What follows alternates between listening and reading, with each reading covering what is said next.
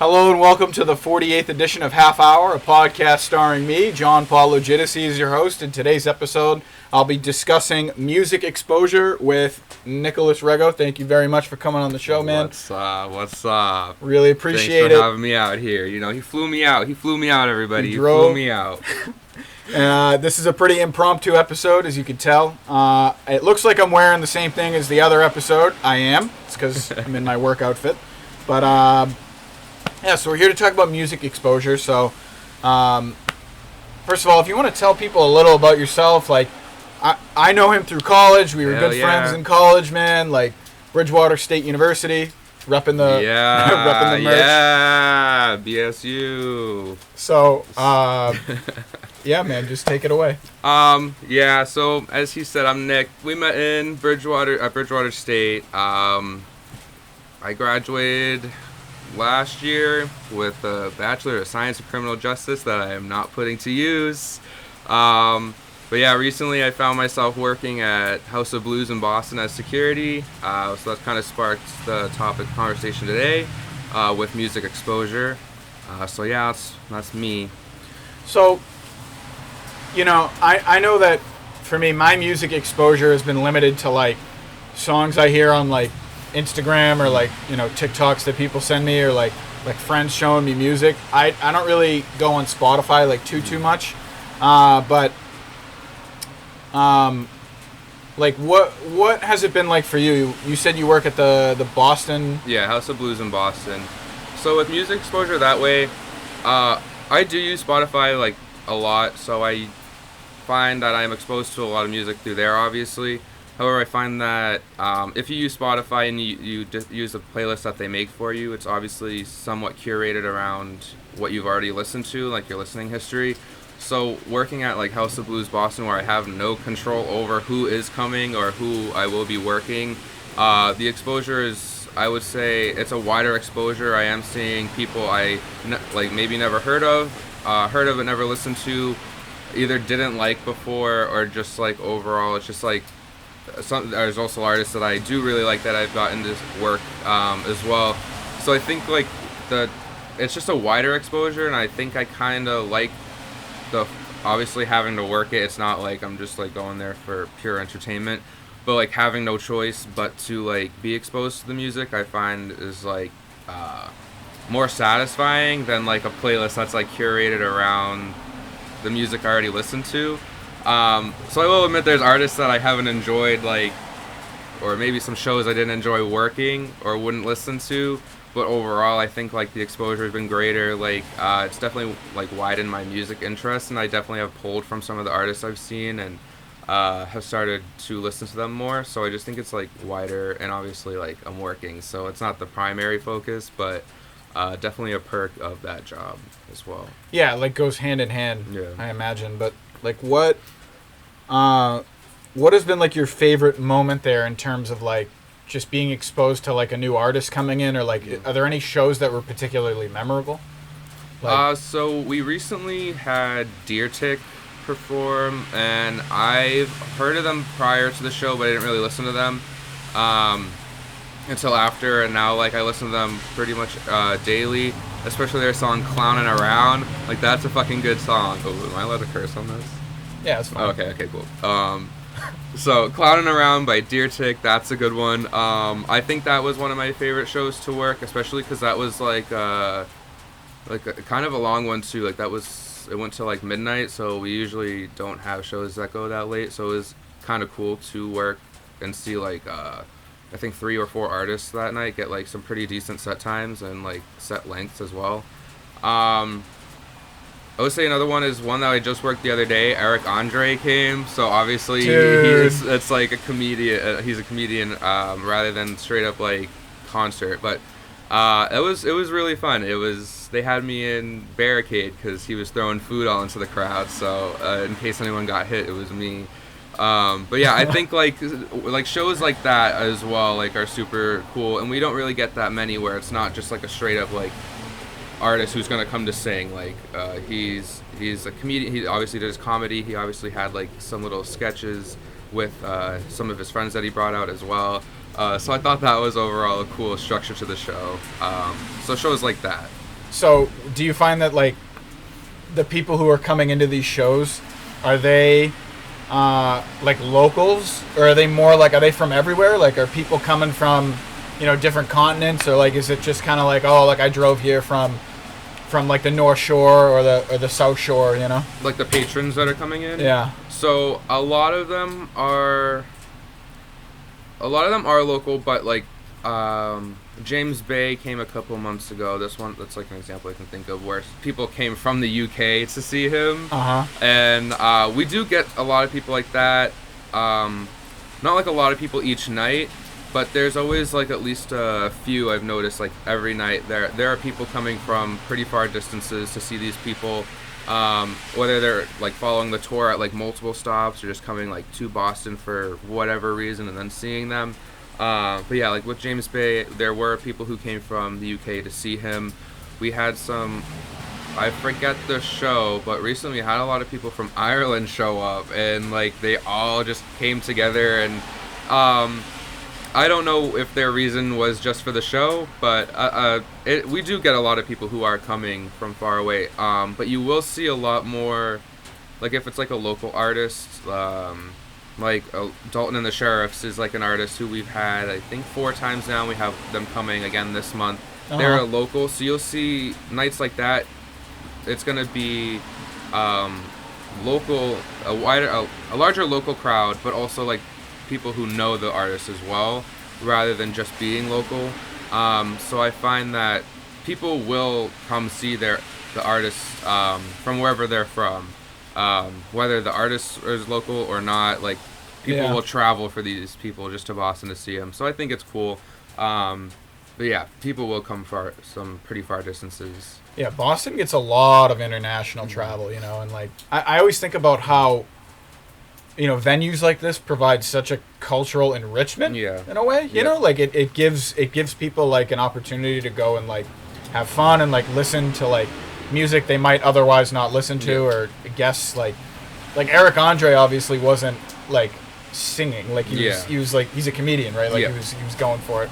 Man, his show is hilarious, dude. Yeah, it was yeah, I wasn't really like I've never watched like any of his stuff prior to that show, but then like I remember like thinking that it was a bad decision for them to put me in Barricade, because there was I was trying like not to laugh, because I'm trying to like remain professional, but like some of the times I was like, fuck it, like there's just no, like, I don't know, funny is funny, I guess. So I was like, damn, like he's pretty good. He was pretty good. Yeah. So how did you kind of get into this this job in the way that, like, did you find out about it through a friend? Was it kind of like you applied online and like just kind of? So I originally was looking for a job in production, because in undergrad I double majored with criminal justice and then like the film concentration for communication studies. So I wanted to like use some of that. But the production requirement was just like an experience that I didn't have. Yeah. But I did want to work in like a music venue like that, specifically House of Blues, because that was always like my favorite venue. So I did apply for a few different production jobs at the time. But none of them, I don't have like the formal experience. Like all my experience with like production is like informal, like I've done it myself, like and obviously not a professional level. So it's like, I think I applied for like almost every position that was open at House of Blues, because I was like, let me just get into like this kind of vibe. You just gotta get your foot in the door. Yeah, That's all it takes. And like I mean, I'm obviously not involved in production or security, but like I think there is like some degree of like exposure to it, especially with, I mean, my position is still like baseline starting position at the security, but I feel like I do take on additional responsibilities, and like I do have like connections with like the production team and like all the other departments that some of the other people at there may not have, which I like, because I definitely would like to still move my way to production eventually. Yeah. But for right now, security is fine. There you go, man.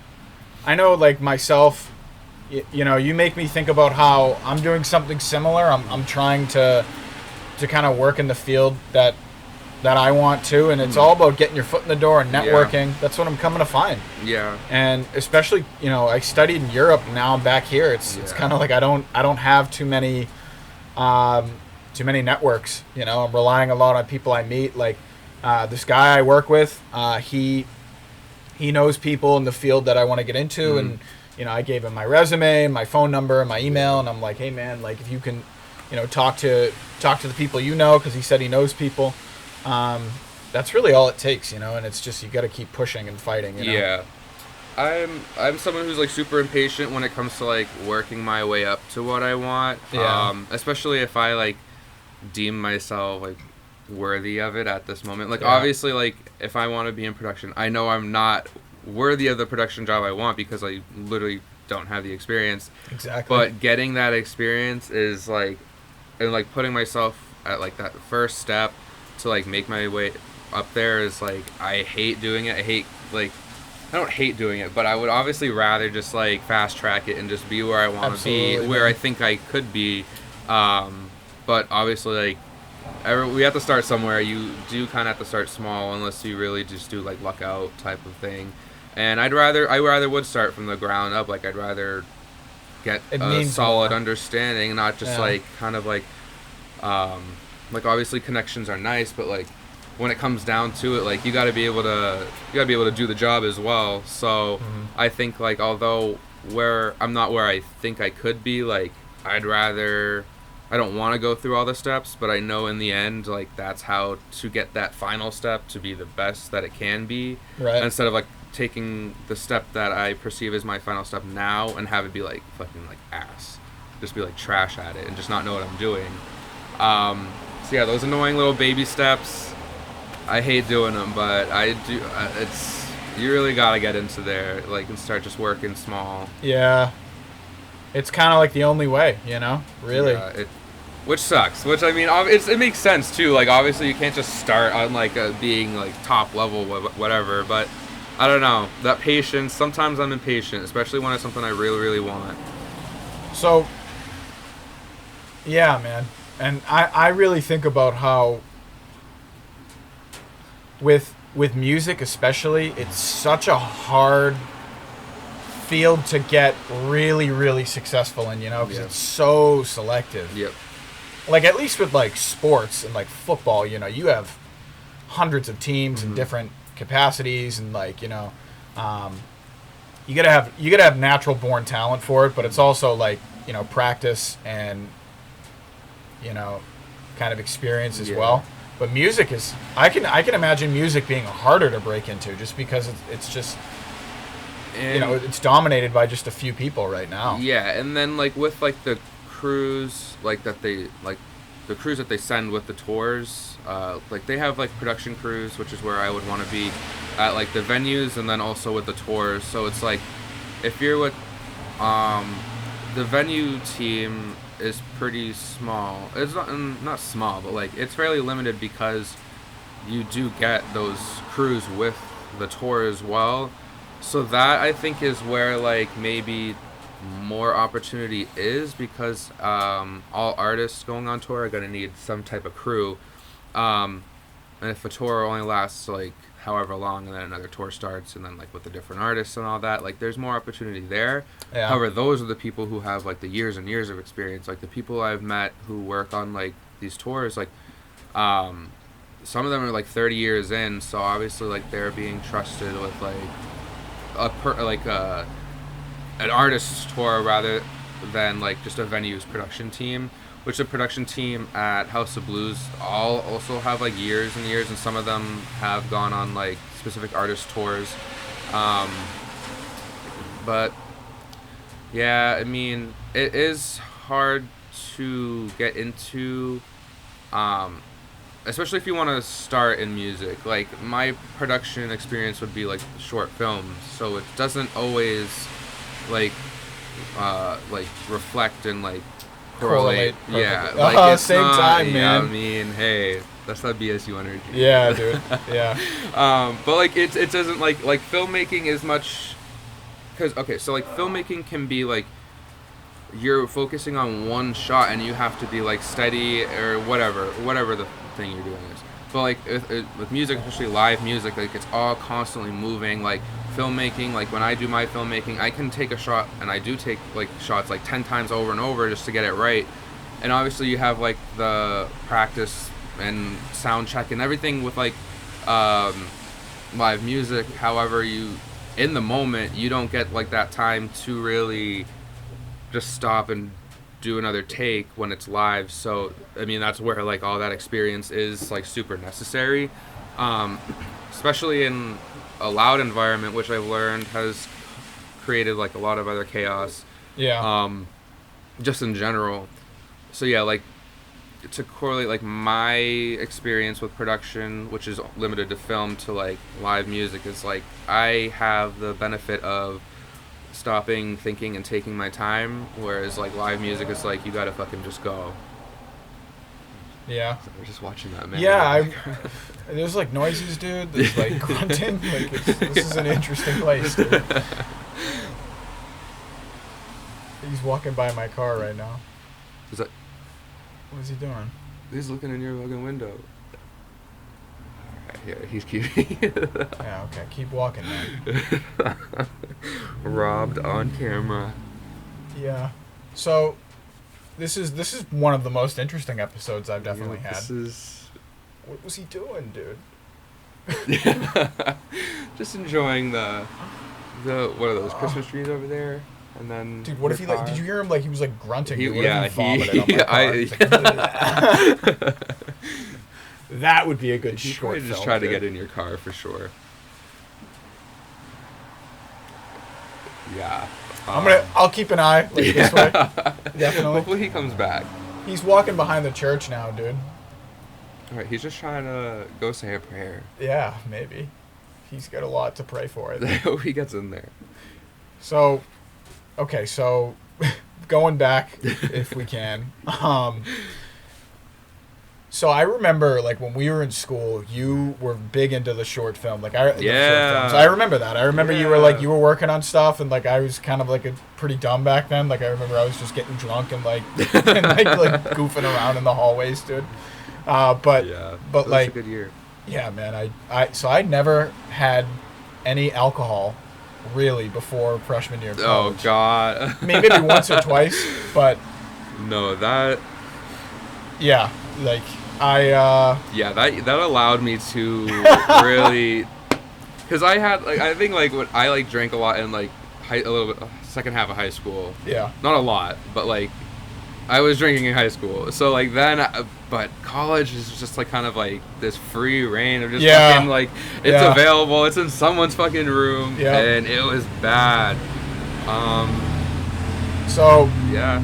Yeah, man, I remember, you were a good friend, dude, many times when I was in trouble. So, of course. But, going back to it for a second, I know that there is a song specifically you exposed me to. It was Carol of the Bells by Lindsay Sterling. Oh, yes, I remember brother. I was going nuts in December of 2018. Like, I remember I was listening to it. Yep. Yeah, I was like, this song's fire, dude. Like, yeah. Carol of the Bells, that is the best version of it. I know, well, I like a choral version as well. But, no, she has the best version. I'm not going to waver. Yeah. No, Lindsay Sterling's pretty good, man. I was like, I was pretty enlightened with that song, especially during the holiday season, dude. Yeah, and I don't like a lot of holiday music, so I was like, no, like, you, like, just trust me. Like, this is a hit. Yeah, like, something my mom showed me was actually Pentatonics, dude. Yeah, like, they're really good, too. Yeah, I think they actually do very well, because Penta, like, there's 5 of them.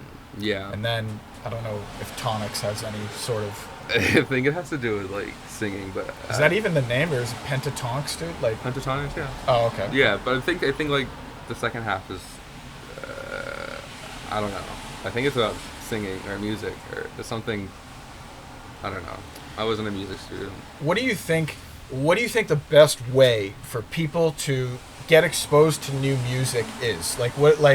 So for me, myself, I actually could use this advice. If anyone's going to listen to this, like, okay, sure, me just right now. Like, actually, I'm pretty bad with that. Like, I'd love to listen to new things, but I'm, like, very good at, like, listening to the same thing over and over and over again. You know? So, I guess, like, with my exposure being kind of, like, somewhat forced because it's, like, my job to like work these shows, I think like one way could just be like look at who's like coming to like see who's coming to Boston some nights, like maybe like an artist you don't know, like maybe not the artist going to TD Garden, maybe the artist going to like Paradise Rock Club, maybe the artist going to like even Brighton Music Hall, because when you get to like the Roadrunner, half Roadrunner artists, like MGM artists and then like TD Garden artists, you're kind of getting like those big names that like you've probably already been exposed to. Yeah. I would say some of the names that go to Roadrunner, because Roadrunner. So do you know about the different venue sizes of like in Boston? Because there's like the House of Blues, which is like 2,400 capacity, and there's Roadrunner, which is fairly new, which is in between House of Blues and MGM, which is also fairly new, which has a larger capacity. So the capacity of the venues obviously somewhat correlates to an artist's popularity. So like the TD Garden artists obviously are going to be like Doja Cat. Like Doja Cat's going to TD Garden. Yeah. But we had like Aqua at House of Blues the other day, the artist that sings that Barbie Girl song. So they were at House of Blues the other day. Oh, God. Dude, he just threw up in front of the church. Did he do it on your car? No, he just like it went all over the sidewalk, dude. Oh, sorry, guys. Poor man. This episode is crazy. This man, he wants to join. He wants to be on episode 49. He's trying to secure his. What are we gonna talk about? He thinks you're a talent scout. Yep, there he goes. Yeah. I'd turn the camera around, but is that decent? I don't know. he's going through something. Yeah. But yeah, I would just say because like I said with Spotify earlier, because I'm someone who uses Spotify, like it curates a lot of the stuff around your tastes that it's tracked. So like if you look at like who's coming. Like I used to do this more earlier on when I was newer at House of Blues. Like I only started in May, so I'm still fairly new, but like I would try to listen to the artist or at least the set list prior to the show just to get a feel for the artist in case I didn't know them, or just like how the show was going to be. And I think that really like helped me like appreciate the artist, because there is a difference when you're like attending a show that like you're really there for, and then like working a show that you might not like know the artist for. But like if you can expose yourself to the artist beforehand and kind of know what you're getting into, you'll see that you probably will enjoy it, and then you also will get a vibe for the crowd. And different shows bring different crowds, which bring different like sometimes problems, but also like different benefits. So you do learn how to like handle different crowds. Like if an artist is going to bring in more like teenagers, or then if an artist is going to bring in like people in their 50s, like those different crowds are going to have different like behavioral patterns. But that's kind of like off track. But the exposure overall, I find just look up who is coming around. Just look up who's coming around. You will like, and listen to them. Like listen to their set list. Listen to like if you use Spotify, like their top 5 on Spotify that show up when you like see them. Like I would just say like, if there's a day where I'm not working, and I typically won't go to a show if I'm not working, because like at that point I'm just like kind of tired of it. Right. But I'll like look at who is coming to Boston, who's at other venues, and sometimes I'll jump into them. Sometimes I'll even like go to a show if I know like one song by them, I'll go to some random person. But yeah, just look up who's around. Just look up who's coming to town is pretty much just. And I guess like building on that with some experience I have with like not with music exposure specifically, but with networking. Part of me is like if you're like an artist or an aspiring artist, or like you're like making things on SoundCloud or like these other platforms, and you go to these shows, you might bump into people that are connected. and can help you and can give you advice. Like, I remember my resume when I went to the State House was 4 pages long, and it got ripped apart 5 times by 5 different people. Even when I brought it down to a page, it still was like, you don't have this, you should put this in there, you know, replace this with this. So I got so much good advice just even from that. So like, if you couple these two things together, like if you're an aspiring artist and you want to do more, and you want to like push a little further, I feel like that's a good way of doing it too, you know, and just make those connections while you can. Yeah. When I've heard it a lot of times, when you're young, this is like the time to like try things, you know, like to like kind of like see what happens with things. I know that, for example, like one of my episodes on here is getting monetized. Oh shit. But I'm not getting any money because I don't have the subscriber count or the viewership. Or shit. You know, so I have to work on promoting the show. Yeah. Damn. I will say for like aspiring artists or like, let's say local artists, like, because a lot of my coworkers at House of Blues are artists themselves. They're in bands. They play gigs around, and not just like, I'm not gonna like name any of them because like privacy shit. But like they'll get shows in like Maine. One of my coworkers has gotten a show in like Brooklyn. Like, so working in the venue, like, although I don't have like personal like goals to get into music as like an artist or performer myself, I think like just working in the venue has exposed me to so many people who are, and those people also have somewhat a connection to the industry by working there, that I think could eventually lead them to like I don't want to say better gigs, but like the gigs that they want to be getting. So like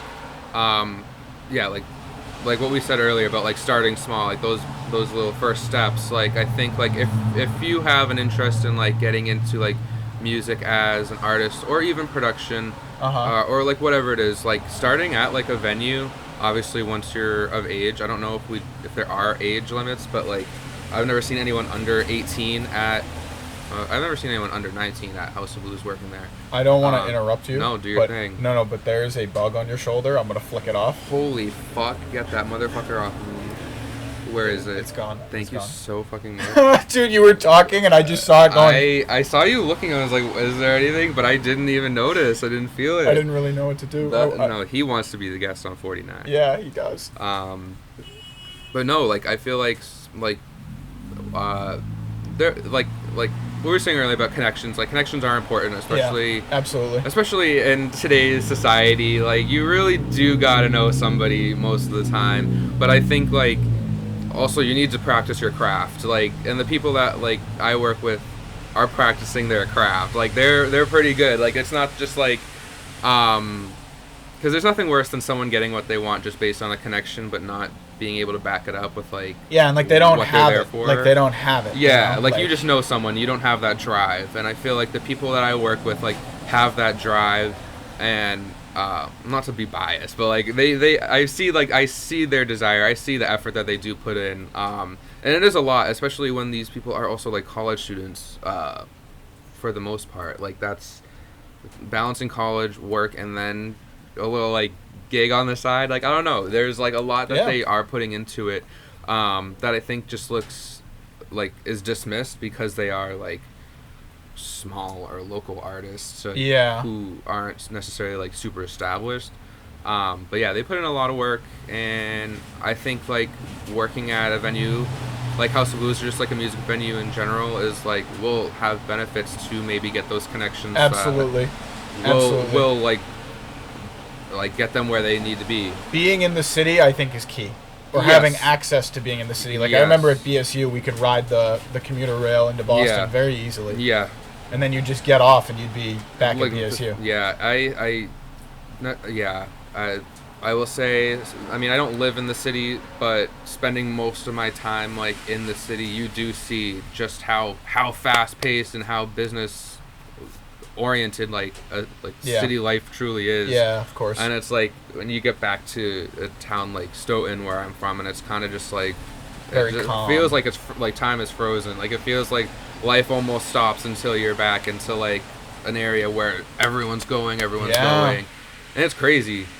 Yeah, it Because is. you always think like people say like cities are so fast, and then you're just like, well, you don't really know how that actually like, what does that mean? And then you see it, and it's like everything is just so like, okay, this. Let's get this done. Like move on to the next thing. Someone's always doing some business stuff. Like I don't know. It is very fast paced, and it's not. I kind of like that better. But I think it is such a switch up to the town I literally grew up in. Yeah. But yeah, crazy.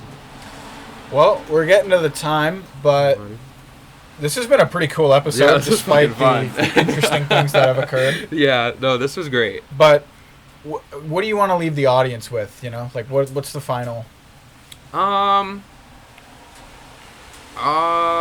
So if you're interested in something, I would say stick with it. Anyone who knows me in undergrad, especially freshman year, knows that I changed my major like at least 25 times, and so many more times like in my head without ever doing it formally. But I found that like in the end I never gave up on what I was interested in. I only like picked up another major, which I don't always recommend, but like the point is like if you have an interest in something, you're not always going to know why you're interested in something or why you're attracted to it. And sometimes that can be discouraging to stick with it or to like give it your all, but it's like there is a reason. You don't have to know the reason, but for some reason you are interested in something, I would say stick with it.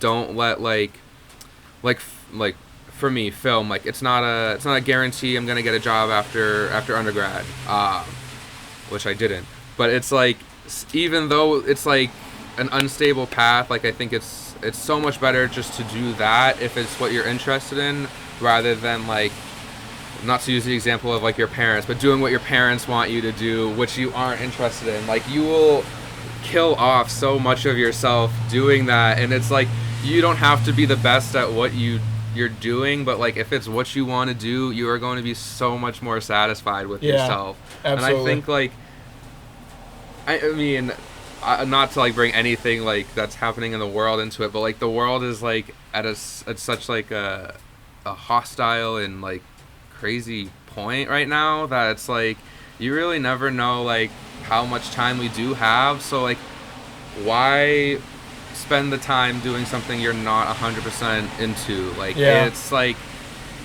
and I know like that's such like a easy statement to say but harder to do, because a lot of people are in a situation where the job they have or their school they're at isn't necessarily where they want to be, but they don't have the ability to change that. So obviously if it's a situation like that, try to figure out how you can get your interests involved in where you're at. But if you do have the opportunity to ever choose, always choose what you're genuinely interested in. You can't fake like an interest. Like you're never gonna, I mean maybe you'll develop an interest, but like you're not if it's not authentic, just like I don't know, like go with what you're really into. Like find what fuels you. Don't settle. It's so boring. I'm with you 100%, man. Yeah, I really am, dude. It's so important, dude. Yeah. You'll lose lose who you really are if you don't. I don't know. Facts. Yeah. All right, everyone. Thank you for coming on the show, man. Thank you for having me. I always appreciate it. Guys, remember to like, subscribe, watch out for the next episode. Hopefully not outside in the rain. Yeah. But this is like your Survivor edition. Yeah, like. dude. No, this one's unique for sure, man. I did episodes in like an embassy, and shit. like and now we're like outside. No, we're just dude. in the rain. Yeah. It's awesome, man. It really is. But I love it, man. I love how everything's like different, like each one. This is fun. You know? This is fun. All right, well, thank you guys. Watch out for 49, and peace out. See ya.